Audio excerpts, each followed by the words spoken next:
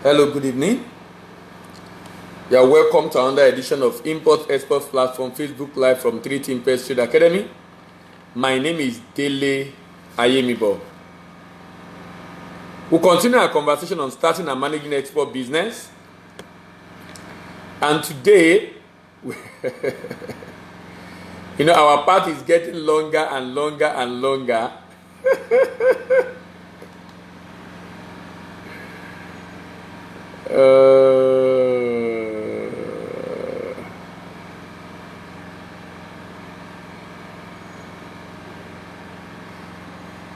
Sorry. Yes. And today we are looking at part 69, starting and managing export business. Part 69. We are still discussing full corporate offer under promotion, under export marketing channel. Remember, full corporate offer is the initial message you are sending to your intending buyer of your product ahead of when that sales will be made. Typically, this mail is sent, it's like making a cold call. It's an unsolicited email. You've been able to get the contact of this buyer from a portal like globalbuyeronline.com because you subscribe as a premium member and you say you want to sell shea butter cream, and here is someone that placed a demand for shea butter cream, and you got the alert because you have placed a position as a supplier, and then you got an alert with the contact detail of the buyer, and then you now send a message to the buyer saying, I want to supply you this product. And I'm saying when you're going to send that initial mail, you need to demonstrate some seriousness. You need to send a message that shows that you know exactly what you are doing that will help the people to be able to be comfortable with you, to be happy with you, to see you as being a credible person. What you are selling, what you are presenting rather, should be presented in a full corporate offer. And I said the full corporate offer should have the following among other things: seller's name and seller's address. We have discussed that already. Product description and product specification. We have discussed that already. Minimum and maximum order. We have discussed that already. Payment terms and payment method. We have discussed that already. This morning we discussed duration of shipment. But this evening we are going to discuss unit price and Incoterms. Unit price and Incoterms. Unit price and Incoterms. Incoterms is international commercial terms. Incoterms help us to be able to know where the risk of the buyer ends, where that of the importer starts from. Incoterm is a very critical element in export process. Incoterm terms are defined from exporter's perspective. It's extremely important you understand how vital and important Incoterm is. Imagine a scenario when you are shipping from Nigeria to China. By the time the vessel gets to offshore Durban in South Africa, the vessel capsided. The vessel has left your shore. The vessel is yet to arrive in China. The vessel capsided in the middle of the way. Question: who has lost money?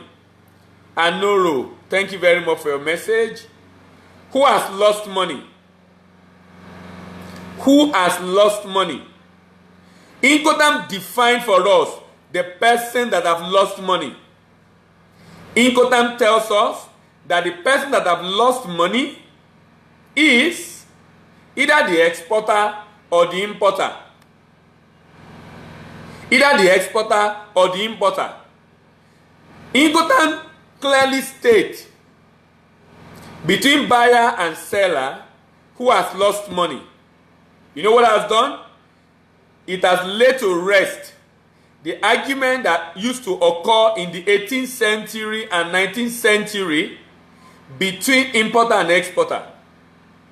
This first Incoterm came into being 1936.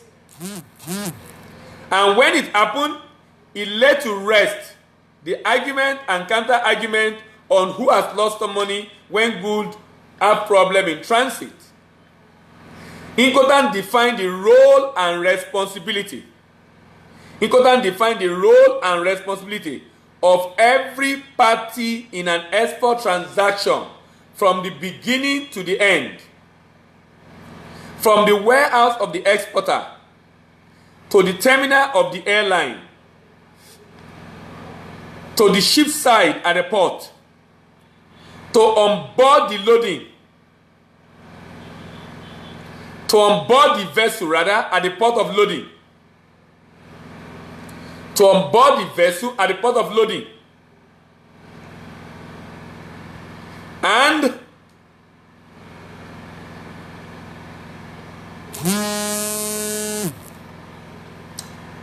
to the destination place of the buyer, to the destination port. The idea basically is that as far as Incoterms is concerned, Incoterms ensure that everything is taken care of while the good is in transit. Now, why am I repeating this? We have discussed Incoterms long before now. If you are just seeing us for the first time, please you can check the previous edition. This is 69th part of this video. So you have an average of 30 minutes video, and we have the 69th part. So you have to go and check the previous edition to know exactly where it belongs, where Incoterms belong rather. Having and knowing that Incoterms is very important because it affects the price of the goods. If a buyer give me an Incoterms, it indicates, it affects the price of the goods. It affects the price of the goods to a large extent. To a large extent, Incoterms tells us who has lost money. To a large extent, Incoterms also tells us how much I'll be incurring. So, if the Incoterms says my risk and cost end at my warehouse, and the price I want to give for the product is $100 per unit. If the Incoterms change to risk ending at the airline terminal, my price will not be $100 per unit again, to be maybe $102 per unit. If the Incoterms says at the ship side or on board the vessel, my price could become $105 per unit. If the Incoterms says my cost extends to destination, this could increase the price to maybe $110 per unit. What I'm trying to say basically is that the price of the goods is influenced by Incoterms.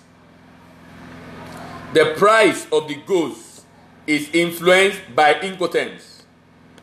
The price of the goods are influenced or is influenced by Incoterms.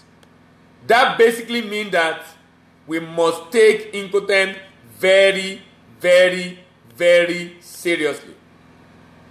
That simply means that we must take Incoterms very, very, very seriously. That also means that I cannot just wake up and agree on any Incoterms. That also means that I cannot just wake up and agree on any Incoterms. So let me give you an example. If you are sending a message to the buyer for the very first time, the only Incoterm you can assume is FOB, free on board. If you are sending a message to a buyer for the very first time, the Incoterm you can assume is FOB. You can actually assume also FAS, free alongside ship. You can assume FCA, but you cannot assume CFR. Please, if the term I'm mentioning you are not familiar with it, that's fine. We have discussed them in the past. Just go and check the previous videos. Episode 30-something, 20-something. I'm sure you'll find Incoterms there. You cannot put a CFR price or CIF price when you are sending a full corporate offer. Why? A CFR price presupposes that you know where this good is being shipped to. A CFR price presupposes that you know where we are going to ship to. A CFR price presupposes that you know exactly where we are shipping to. But you really cannot be too sure. Let me give an example. I am a buyer and I'm in Germany or in London. And maybe I'm actually a middleman, a broker. And I'm in London. And immediately you saw my address, you quote a CFR price for Tilbury Port in the UK.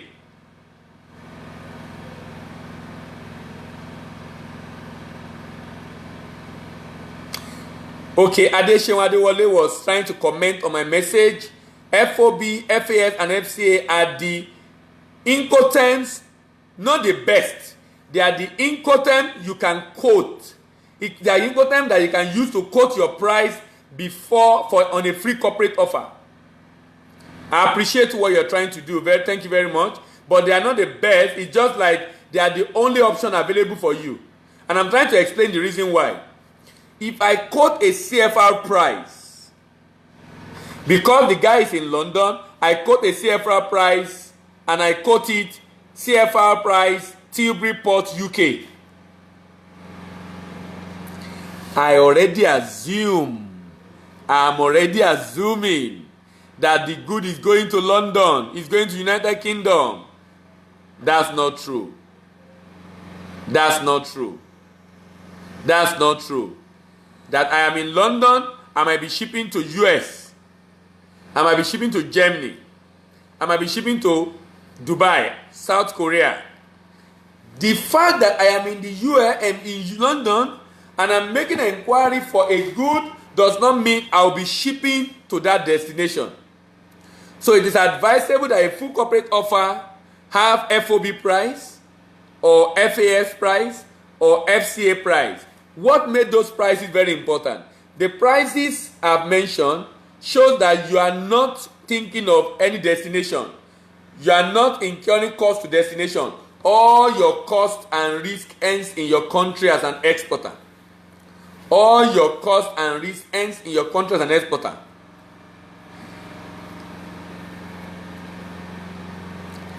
If you quote a price different from this, you will be seen as an amateur, a newbie, someone that does not really know exactly how the business works, and you might deprive yourself of getting that contract you are looking for. You might deprive yourself of getting that contract you are looking for. Why? Because you are already presuming the destination and you have been able to quote a price for that destination. That's interesting. This kind of assumption should be avoided as much as possible in your export transaction. This kind of assumption should be avoided as much as possible. Don't let us assume we know exactly where the buyer wants the good to be shipped to.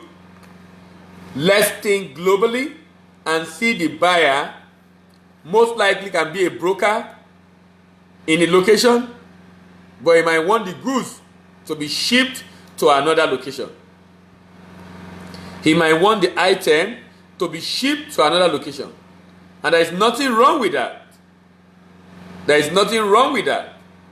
Only that you might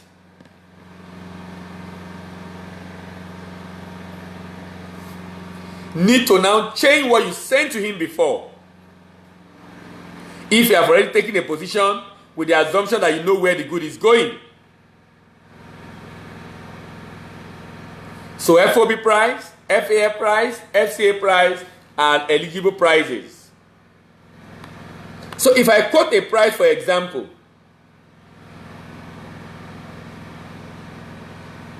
That price I've quoted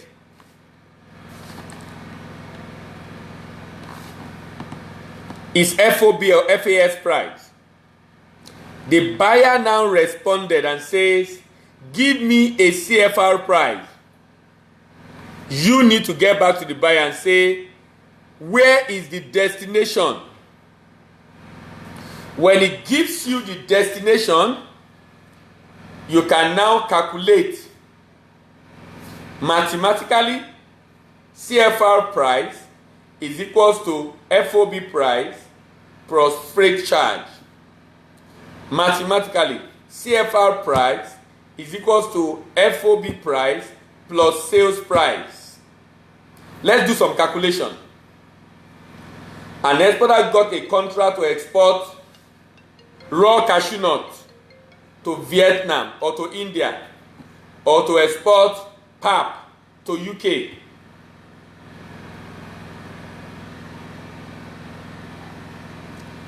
Let's assume that pap per carton is actually $40 per carton. $40 per carton. And there will be 20,000 carton in a container. A carton of the pap is actually 10 kg. 10 kg times 1,000. That is 10,000. That will be 2,000 carton. 2,000 carton. 2,000 carton in a container. At the rate of $40 per carton. $40 per carton. That is the FOB price of the shipment.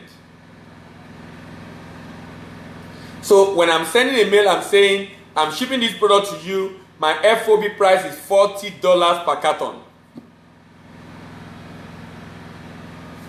If this good is being shipped to UK and the freight charge to UK is $2,000 per container, how do I calculate my CFR? Because I have already given the buyer $40 per carton as FOB price. He now said, no, this good is not coming to London, it's going to Hamburg in Germany. I cut that shipping line and they gave me a price of Hamburg in Germany to be $2,000 for a 20-foot container. Then I need to now quote my CFR price per carton.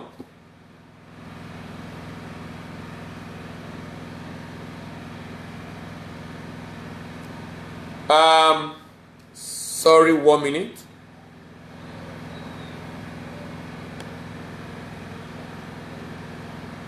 Okay, sorry.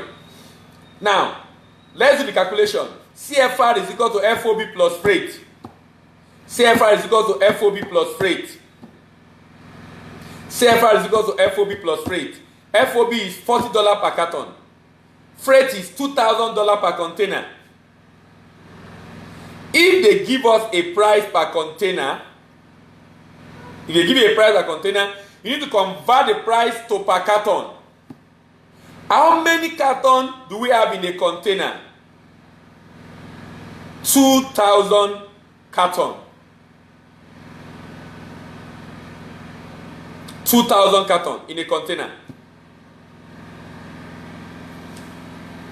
How much are they giving me as freight charge per container?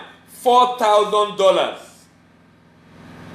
Let's assume $4,000. I said $2,000 before. I want to use $4,000 to avoid confusion. $4,000 to ship to Hamburg port. Now, I need to get my price per carton. Since there are 2,000 carton in a container, and shipping a container is $4,000, the price to ship a carton will be 4,000 divided by 2,000. That will be $2 per carton. $2 per carton. Remember, CFR price is equal to FOB plus freight. What is the FOB price? $40 per carton. What is the freight charge per carton? $2. What is my CFR price? 40 plus 2. That is $42 per carton. $42 per carton. What am I saying in essence? I'm saying in essence that this buyer that I quoted $40 per carton for, who informed me that the good is not coming to London, is going to Germany, and I contacted Germany, and I contacted the shipping line to Germany, and the shipping line gave me a price of $4,000 to Germany, and I've now calculated my CFR price to be $42 per carton. I'm now going to quote that my new price is now $42 per carton. You know what has happened now? You know what has happened now? What has just happened right now? What has just happened right now is telling you that for every change in Incoterms, there will be a corresponding change in price. For every change in Incoterm on a trade transaction, there will be a corresponding change in price of the goods. Let's extrapolate further. Let's assume the buyer said, no, give me your CIF price. In CIF, that means the buyer is saying, I am the one to bear the insurance cost. Even though the risk is his own risk, I am bearing the insurance cost. Then I contact an insurance company in Nigeria. An insurance company tells me that, oh, your product, the insurance fee on your product, on the container rather, insurance fee on a container is $500. Or let me say,